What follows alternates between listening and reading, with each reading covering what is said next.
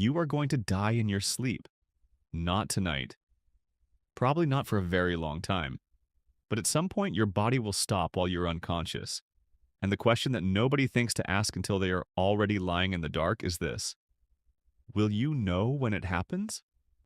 The honest answer is that we do not fully know, but we know more than you think, and what we know is considerably stranger than either possible answer. Start with what sleep actually is, because most people get this wrong. Sleep is not unconsciousness. Sleep is not your brain going quiet. During the deepest stages of sleep, your brain is, by certain measures, more active than it is when you are sitting in a meeting pretending to pay attention. What sleep actually is a controlled disconnection from the outside world. Your brain doesn't stop. It stops letting the outside world in. This matters because the question isn't just about dying. It's about what the brain does with information when it can no longer act on it. And the answer to that question is genuinely one of the strangest things in neuroscience. In 2013, a researcher named Borjigin at the University of Michigan was studying cardiac arrest in rats. She attached EEG sensors to their brains, induced cardiac arrest, and watched what happened to their brain activity as they died. She expected the brain to go quiet. That is not what happened. In the 30 seconds after the heart stopped, the rats' brains showed a massive surge in gamma wave activity. Gamma waves are the highest frequency electrical patterns the brain produces. They are associated with conscious awareness, with focused attention, with the kind of alert, integrated brain activity we associate with being fully, actively awake. The brain was not shutting down. In those 30 seconds, it was doing something that looked, from the outside, like the most awake it had ever been. In 2022, a separate team of doctors was monitoring the brain of an 87-year-old man with an EEG when he unexpectedly had a cardiac arrest and died. They had not planned to record what happened. They were simply already recording, and his heart stopped, and they watched his brain do something almost identical to what Borjigin had seen in the rats 9 years earlier. A surge of gamma activity in the 30 seconds before and after his heart stopped. In 2023, Borjigin's team published a formal study. 4 comatose patients, all of whom had been placed on EEG monitoring, all of whom died during the recording period. In 2 of the 4 patients, the brain showed the same pattern, a surge of gamma wave activity at the moment of death. One analysis of the data found the gamma activity increasing to a level nearly 400 times the baseline, though other researchers have pointed out that this could partially reflect epileptic-like activity triggered by oxygen loss, rather than conscious experience specifically.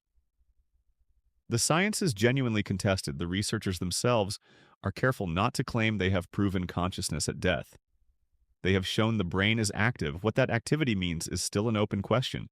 But here's the part that is genuinely difficult to sit with.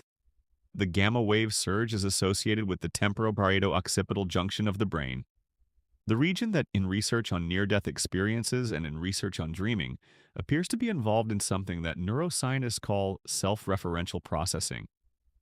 The brain, in those final seconds, appeared to be doing something related to the sense of self, not just random electrical noise. Something with a pattern that looks, at least superficially, like what the brain does when it is constructing an experience of being someone.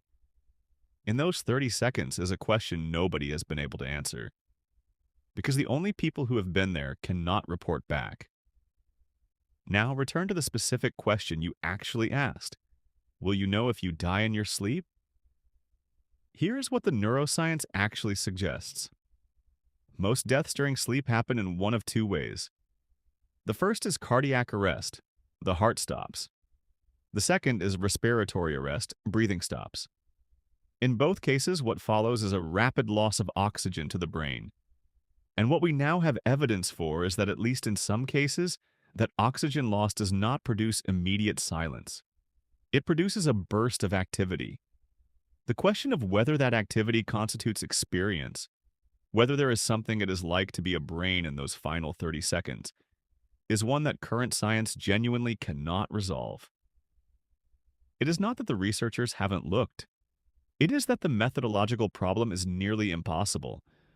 To know whether someone is having an experience, you need them to be able to tell you afterward. And the people we most need to hear from are precisely the ones who cannot.